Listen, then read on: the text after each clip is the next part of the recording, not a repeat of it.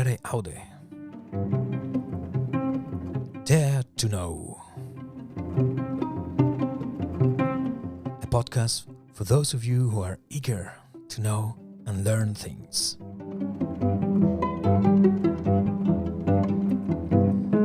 Today we're going to speak about the incredible music of a composer.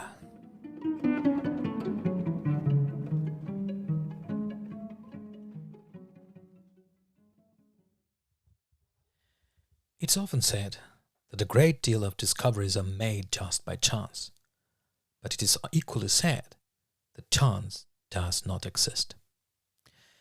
Either by chance or causality. The thing is that some years ago, I came across the music of a composer I'd never heard of before. There isn't much information about him on the internet, just a couple of websites in English and German where you can find out about him, but still, information is scarce. I'm talking about the composer Leopold van der Pals.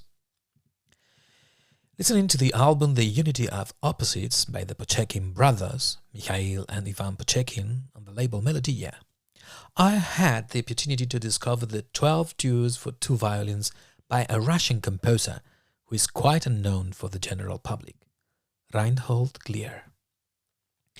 I found his music beautiful.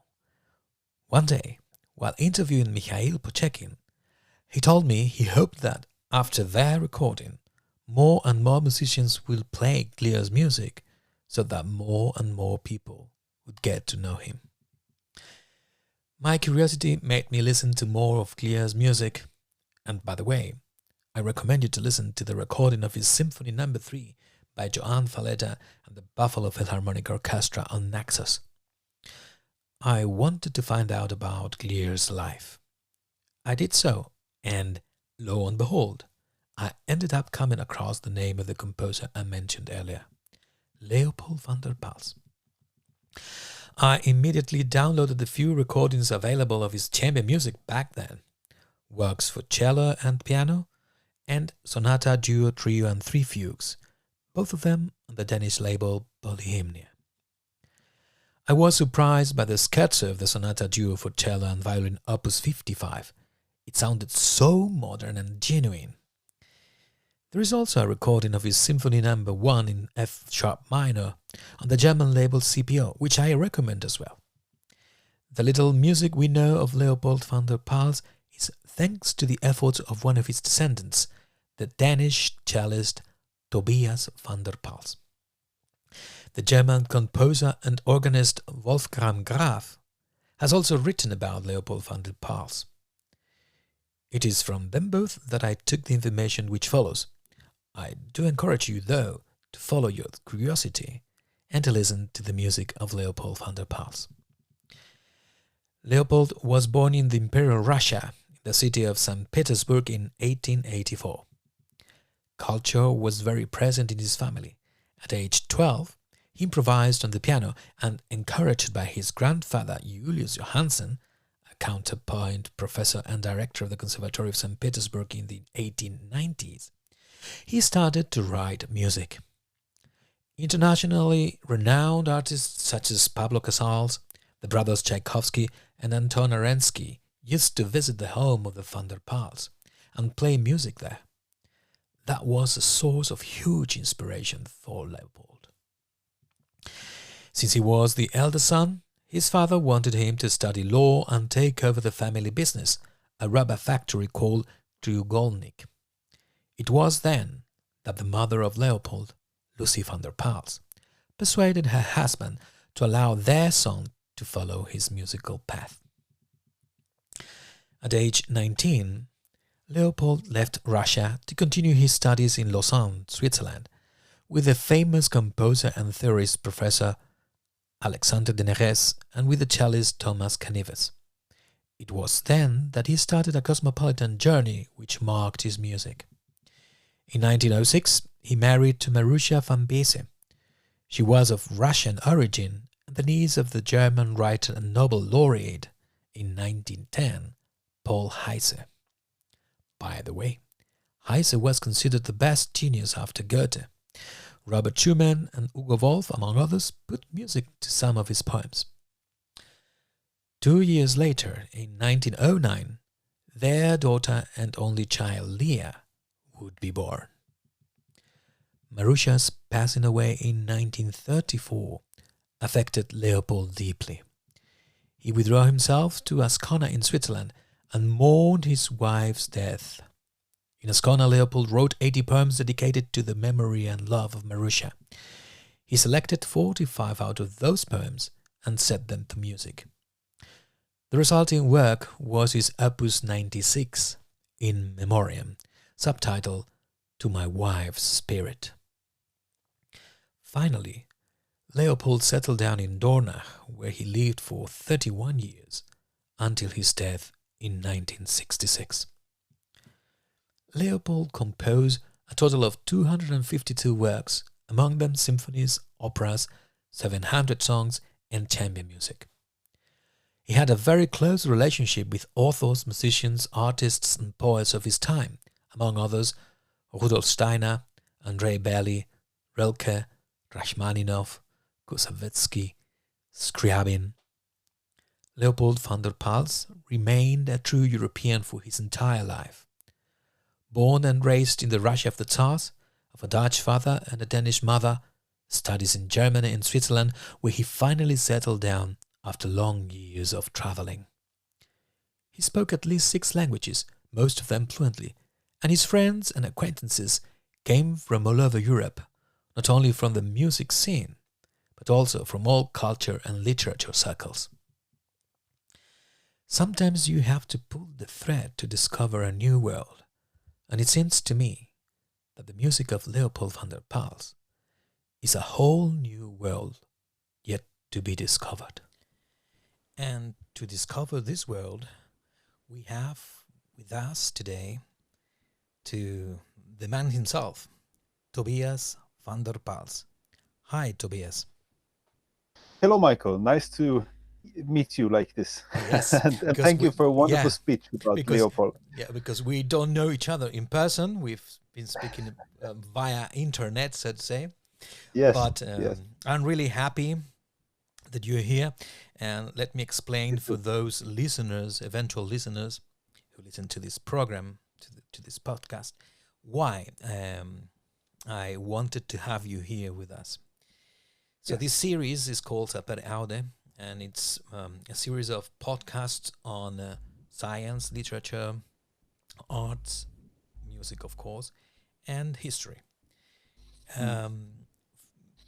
I've already posted 7 episodes, but in Spanish. So for those of you who understand Spanish, just I'll let you know that you could listen to 7 previous episodes. But this is the first one in English, and I want it so because I remember when I decided to go for this series of podcasts, I asked Tobias van der Pals whether I could have permission to use the music of Leopold van der Pals as a jingle for the series of Sapere aude. Yep. And that's the music you could listen at the beginning of this program. And Tobias said, of course, use it, and that's what I do. And now that I have the man himself, Tobias van der Pals, the one who is performing this music along with Elisabeth Zeuthen, is that right? The violinist? The violinist is called Elisabeth Zeuthen Schneider. Sorry, yeah, Zeuthen Schneider, yeah. Zeuthen Schneider, exactly. And I made a mistake with the singer, Elisabeth Zeuthen. Okay. It's also very good. Yeah. So, for those of you who are listening now, this is the man himself playing that jingle, which belongs to a duo sonata, Sonata-Duo for cello and violin, the Opus 55 that I was speaking about before. Yes. So let's get started. Tobias, I'd like to know what's your relationship to Leopold? How you came? Yes. Yes. My relationship to Leopold is he is the brother of my great grandfather. That's our relation. So my great grandfather was a conductor, and his name was Nikolai, and they were brothers, Leopold and Nikolai, and they were both into the world of music, and was taught by their grandfather Julius Johansen when they were children in St. Petersburg. And now, when I grew up as a child, I had heard that there were a composer and also a conductor in the family, but there are stories in all families about what happened in previous generations, and Leopold and also Nikolai, they died in the 60s, and so it was a long time ago, and um, we didn't have anything to listen to by Leopold, his music, so I just accepted that there was these two musicians, and I thought not more about it. But when I, at some point, felt that the music was such a strong calling for me, that I started to work so that I could start to study in a musical academy. I I was more interested in what happened actually with these musicians from my family. So one day, after I had started my studies at the Royal Conservatory of Music in Copenhagen, I went to the library, and uh, there was a big music lexicon encyclopedia by Riemann, and I looked for my own name in that books, and I found Nikolai and Leopold. And what I found was actually was an eye opener for me, because I didn't know what they had done. I didn't know what Leopold had written. And in this book, I could read that he had written symphonies, operas, and songs and chamber music, and that he was performed by some of the world's best symphony orchestras at his own time. And it's also the same orchestras that are world famous today, like Berlin Philharmonic Orchestra and New York Philharmonic Orchestra. And that really triggered my interest. So what I did was I went uh, to my grandfather, Ernst, and he was the only one that I knew who had met Leopold in the 60s, short before Leopold died. And I said to my grandfather that I found this in the library in Copenhagen. And my initial thought is, if I can read about them in this library, you could read about them in any library in Europe. It was an interesting thought. There must be something to this. So I said to him, "Can we investigate this together?" And he said, "Yes, I would like to do that." So we organized a trip to Switzerland to visit Lea van der Pals, Leopold's daughter, who was at that time still alive. She was an elderly woman at the age of um, 90, 91 years old. And we came there, and it was a touching moment because they met for the first time in 40 years. They were cousins, my grandfather and Leah. Wow, that's incredible. Yeah, and actually, very short before we came into to her house, um, she had suffered a stroke, so she was not able to speak anymore. But she had already organized so that we should come in and see the archive, which held all Leopold's music. So we went to visit Leah, and we spoke to her, and we could see that she was following with her eyes. She was there with us, but she couldn't. Unfortunately, she couldn't speak anymore. Just a couple of weeks before we came, but we visited her. Then we went to the archive, and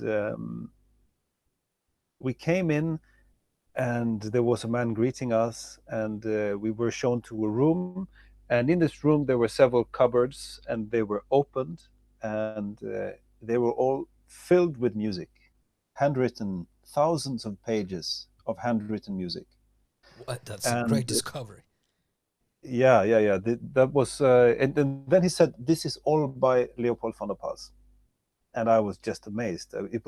I was standing there in the same room as his complete life's work, everything in one. There were one book of each piece, and it was all just lying there. It was handwritten. It wasn't lying anywhere else. So it was the only place in the world. It took him 80 years to compose all this music, and it was lying just in front. How did you feel in that moment? That very moment you found that. Well, it was just mesmerizing, and also it was a pretty wild experience, because I took out one book and I opened it, and it was a score for one of his operas. It was, I think, 600 pages or 800 pages, handwritten score, and it was all very neatly done. It was written with ink on paper, and there were no errors. It wasn't scribbled or difficult to read. It was very clear, and I knew already then what it takes to compose an opera. And so it was, I could just immediately see that there is handcraft involving this. There is will, there is professionalism, and there is, it was just incredible to see all these hundreds of pieces lying in front of me. And I, I think that at that moment, I had just started studying music myself, so I had the will to express myself through the music, and it didn't come from someone else. There was no one else in my family telling me to do it. It was only me who thought I wanted to do it. So when I came in there and saw that someone else from my family in previous generations had done the same and must have felt the same way that I did, that was a strong emotion, because suddenly I was feeling that I was doing the right thing, and it Mhm. was like something else or someone else had been there guiding me a little bit. It was a strange and Yeah. a wonderful And experience. why do you think the music of Leopold became unknown for the Well, general there public? was there is this is a very good question, and thank you for that question. There are two main reasons for that resulted in all this music lying there when I found it. One of them is, or the first is, that Leopold, he was he started as an artist in the beginning of the 20th century, in the period of Belle Epoque, where the music developed in a speed of light. It was So the correct. development Yes. of from romanticism to late romanticism to expressionism and impressionism and avant-gardism and 12-tone technique, and everything came through this development of music and art into the thoughts of the unknown aspects of the human mind, Hmm. basically. It wasn't all major minor, which they tried to create a new art. And this was the moment where Leopold studied as a musician, and this is also the moment where he had his first big concert in 1910 with his first symphony, before the First World War. And then if you continue his life, he is performed regularly all the way up until the Second World War. And the Hmm. Second World War is, for music and for art and for architecture and for literature, and it's a collective big mark between previous or before Second World War and after Second World War. After Second World War, you could not write a beautiful music of art, because the world had been destroyed. This was the general Hmm. perception of that time. So there was a, a lot of artists that didn't have any chance to get their music performed after the Second World War. And especially not someone who would write lyrical and beautiful music that is based on the harmony major minor. So after the Second World War, it was everything was replaced with avant-garde music. And then of course came the development of pop music and with all our other kinds of music. But in the music of the arts, this was the development. The development. Yes. So the in this last 20 years of Leopold's life, he had no chance to get performances of his major pieces. If he um, if you consider that he was regularly performed by a Berlin Philharmonic Orchestra from 1910 to 1935 or something like that, you could wonder why was he not performed after the Second World War? You know, when you have Exactly. these connections Exactly. and you have, yeah, but and this was the artistic development of the time. That's just how it was. So this is one reason. It was the Second World War. The second reason is that Leopold has a very complex geographical background. His father was Dutch, his mother was Danish, and he grew up in St. Petersburg in Russia, and he studied in Germany and lived almost all his life in Switzerland. So there were already five countries involved, and for a classical musician or classical composer, you are very strong connected to one country or one group of people geographically. I mean, Hmm. let's look at some other composers. We have a lot of German composers that we all know, Brahms and Schumann and Beethoven and Austria, and we have Mozart, and we have Sibelius from Finland, we have Carl Nielsen from Denmark, we have Grieg from Norway, and we all have this connection, country Hmm. and the composer. Yes. And for Leopold, we have five countries, and none of them really clearly. Yes. So there was nobody who took his music as their own and invested into his music.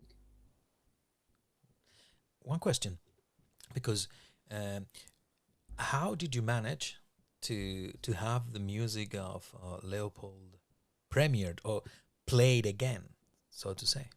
Because Yes, there is plenty of music, first of all, and I don't think yes, it's there is. easy Yeah, to manage. yeah. Well, um, this is also a good question. I when I found this music, it was in the year 2000. And first of all, I think that it was an enormous task for anybody to find an artist of any kind. In this case, it was music, but it would be the same if you would find an author in your family that had written 250 books. Yes. What would you do? You know, you would try to understand what is the background behind each work, what is the style of how they are done, and what was their life at his time, and so on and so on. And when you have this amount of artistic work, the task is very, very big. So what I did was I tried to invest a lot of time into understanding Leopold von der Pals. Who was he? What was his music? What was his life? And what was the ideas behind his compositions?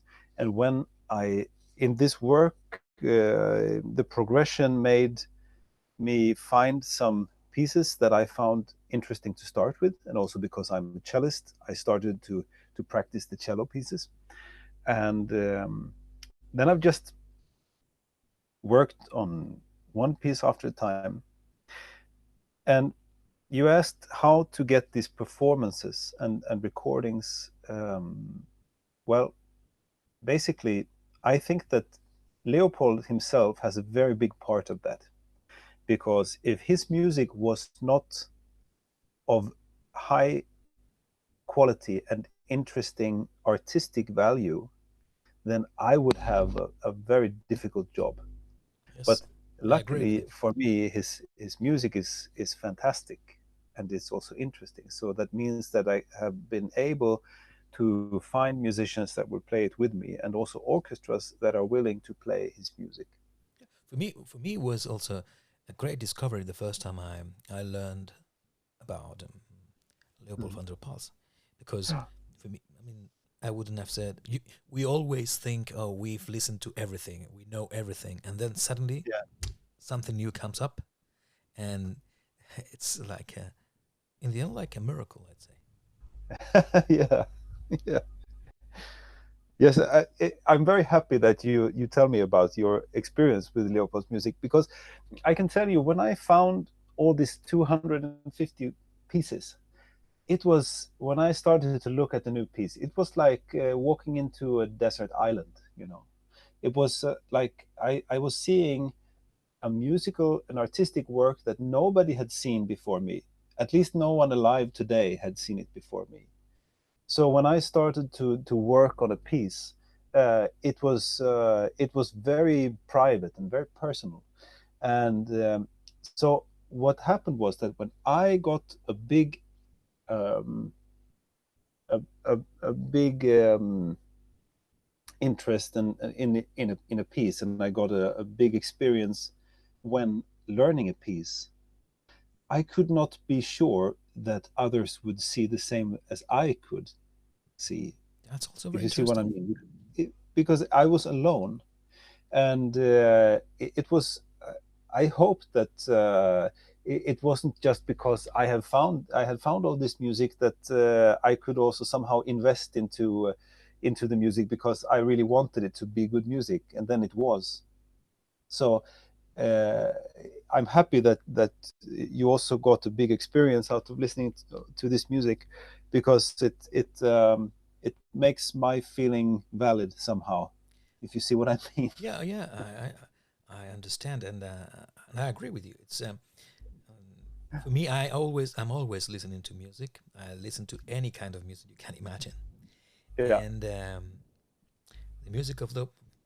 I mean, as I said, I think I really, really, really think the music of Leopold is a whole world to be discovered. I mean, it's not yeah. discovered yet, in my Hmm. opinion. I know you're dealing with his music, but Yeah, I guess there's a lot to do to make him better known for the audiences. So yes, yes. what are your plans to do that? What are you planning to to get Well, the music of I have Leopold many. listened? I, yes, I have many plans actually. At the moment, I have some very concrete plans.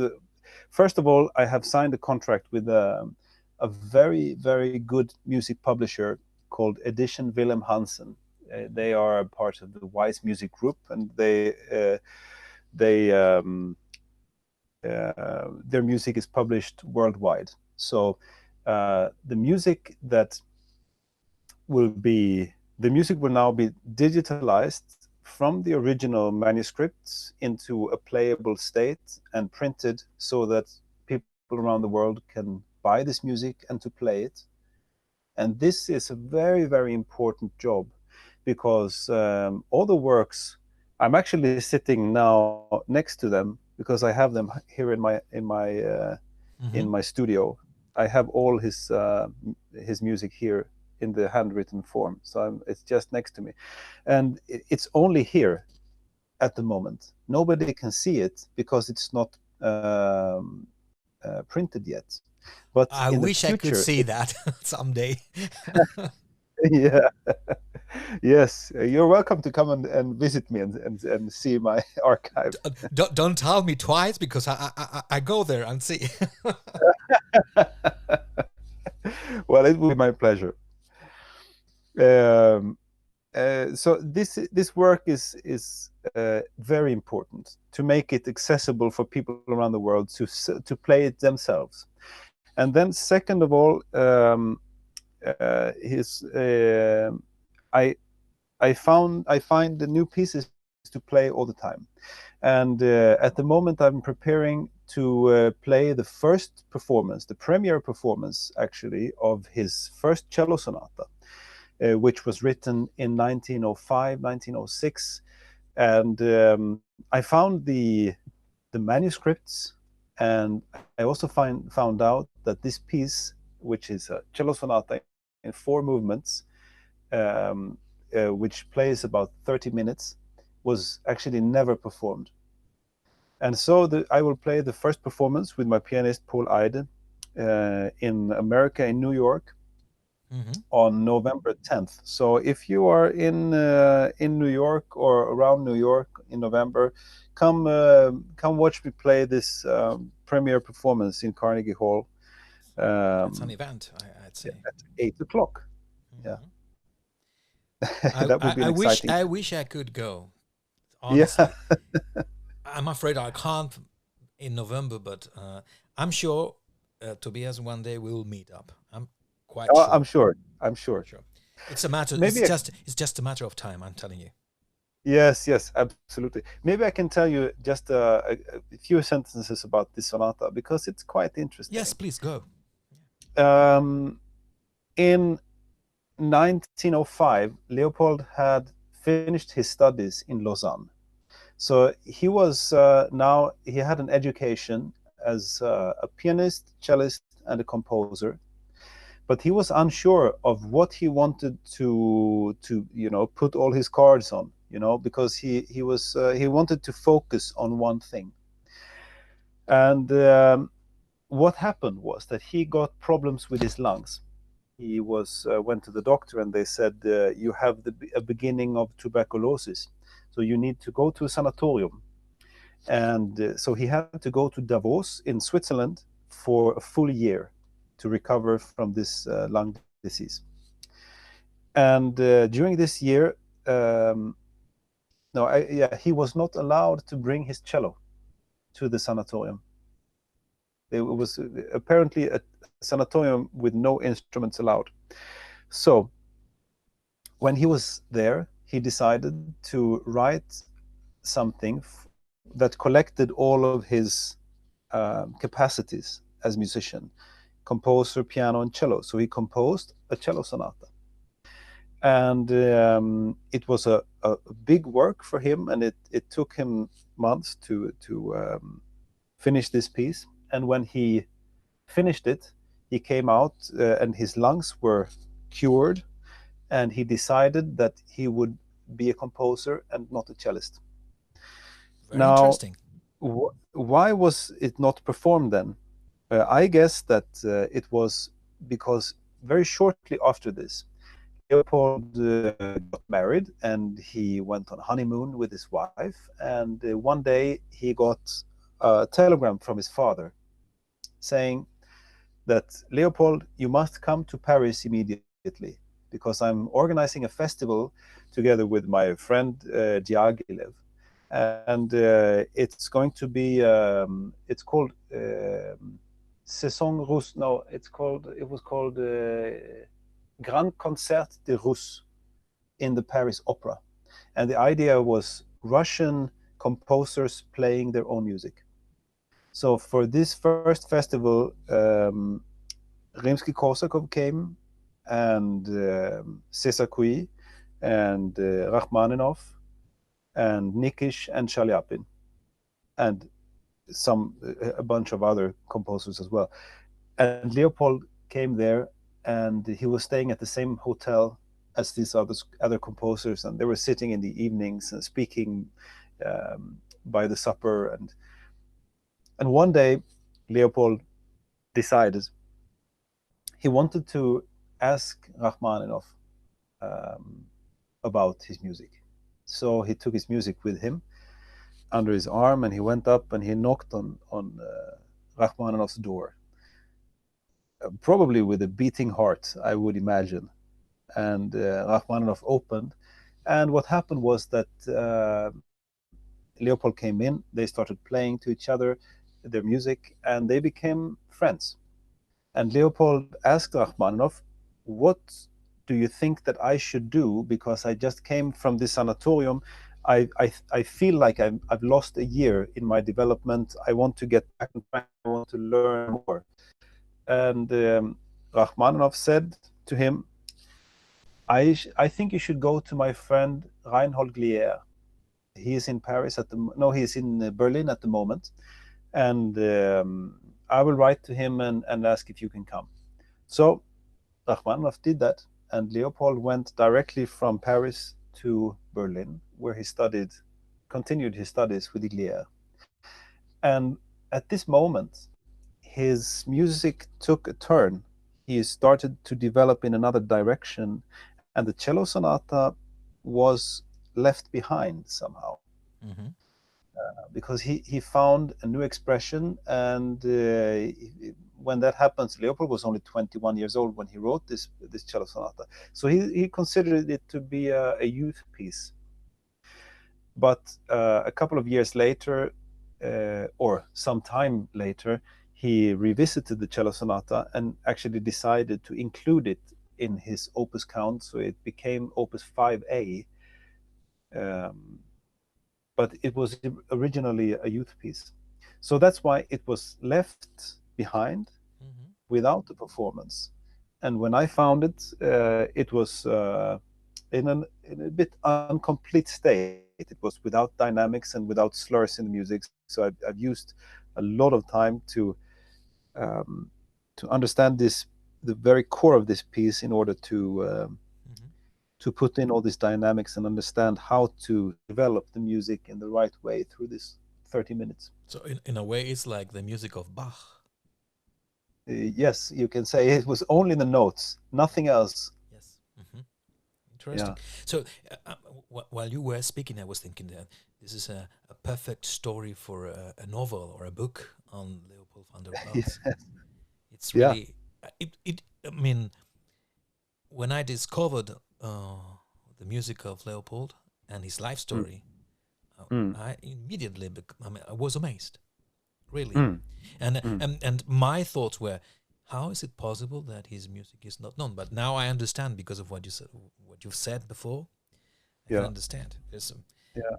Yeah. and I guess it's a huge effort for you to make his music disseminated, so to say.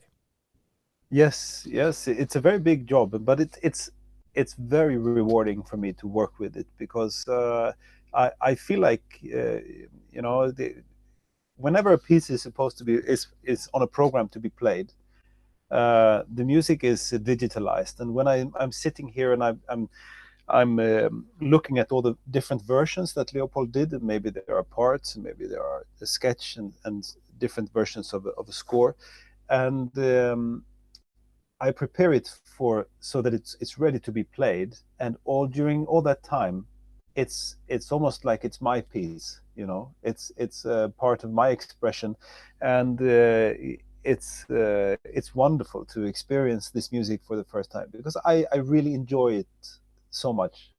And I'm a big fan of Leopold, I must say. I'm a big fan of him too. But of Yeah. course, you know more music of Leopold than I do because Yes, I mean I only know there the are two recordings you released actually a couple of years yeah. ago. Yeah, and there will be a new release in a few weeks now, with his string quartets number 1, 2, 3, Hmm. also on CPO, and we have recorded them with my string quartet, the Van der Pals string quartet, and um, yeah, they're great. The first string quartet is from 1918, and the second is from 1924, and I think the third is from 1928 or 29. And the third Uh-huh. string quartet is actually called Metamorphosen. Uh-huh. So it's an idea of Leopold to develop the music in a metamorphical state. You know, which because it's a different attitude to Uh-huh. develop than to use normal Yeah, forms like a sonata form or a rondo form or right. so. Was So it he easy? has used something else. Was it easy for you to date the works? Yes, it is actually very easy to date the works because, first of all, Leopold himself very often wrote on the last page of every piece. He wrote the time and place that he completed the work. So here we can see when exactly and where. And also, I have all his diaries. Leopold wrote diaries during all his life. In which And language? in German. Uh-huh. Yeah, in German, and he it's in total it's 36 books, and so when I have a piece, I can see when it was completed, and then I can go to the diary, and I can look up exactly that day or the week around it, and I can see what happened for him at that time. Who did he meet, and what did they say, and Oh, that's so what was interesting. his feelings around this, and yes, it's very interesting because it brings him very much alive, and it brings him into a place of time and space in Europe, or in a time which was very dramatical Hmm. with all the wars and the political tensions and the You know, the thing is that I find so interesting talking about Leopold. I find interesting talking about music in general, but the story mm, of Leopold, I mean, it's amazing. But you know, mm, these episodes usually last from 30 minutes to 45 minutes, and we're reaching almost 45 minutes. But before yep, we leave, mm, to my guests, I always ask ask them two questions, and I ask them to do something for me. So the two questions I yes. wanted to ask you: if you would have a book to recommend, which book would it be? Ah, a book to recommend. Yeah.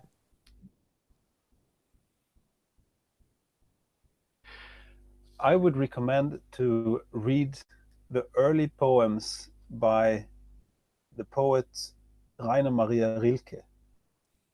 This this poet is has always been extremely fascinating for me, and somehow with this poet, with his words, they affect me so deeply. So this is something that I would recommend. Good. Second question: if you would have a recording to recommend, which recording would it be, or an Oh, album? this is yeah, this is also difficult to tell you one recording that I would. Well, you can say two or three if you wish. Okay, let's see. I have hmm, one or two recordings. Well, one of them has to be something by Leopold. Yes. I would ask you. I would recommend to listen to the first album with Leopold's orchestra music, which we have recorded on CPO. And why this recording? It's because in these four works that are on this CD Hmm. is the first symphony, Frühling und Herbst, and which are smaller pieces for orchestra, and the dramatic poem Wieland der Schmied. And here you can find the development in the early years of Leopold, from romantic music to impressionistic to expressionistic, and to his own dramatic language in Wieland der Schmied, which is the last piece in that album. And this development for me is very important and very interesting. So if you want to learn who is Leopold von der Pals, you can listen to these four Hmm. works, and you can hear that it's all of these styles as I just said, but it's also Leopold von der Pals at the Great. same time. And now, last, I always it's a request more than a question. Mm-hmm. I always say to my guests, if you would have a message to leave for people who would listen to it maybe in 50 years' time, 100 years' time, 1,000 years' time, in case there's still someone to listen, what message would you like them to have from you, from Tobias van der Pals? Um, Also a very good question. Also a difficult question. Well, now that we have been speaking about Leopold van der Pals and music in general, my request would be to try to have an open mind to experience new things, because people have a tendency to like what they know and be afraid of what they don't know. So to open your mind, to be able to discover, to be curious, and to recognize things that happen to you that you find um, without prejudice, without a negative mind. It's positive, curious mind. That's what I want people to have. If people could find that in 50 years, I would be happy. I hope I will be still around to see that happen. So, Tobias, thank you very much. Maybe we could record another podcast on the string quarters once they are released, if you wish. Yes. But I really thank you, because I was waiting. I was really looking forward to talking to you and record this episode in English, because this is going to be the first one, and there will be more coming on Yes. science, music, literature, culture, history, etc. And I'm very happy that the first one was about Leopold van der Pals. Well, thank you very much, Michael, for doing this, and thank you for having me on the show. It was my pleasure.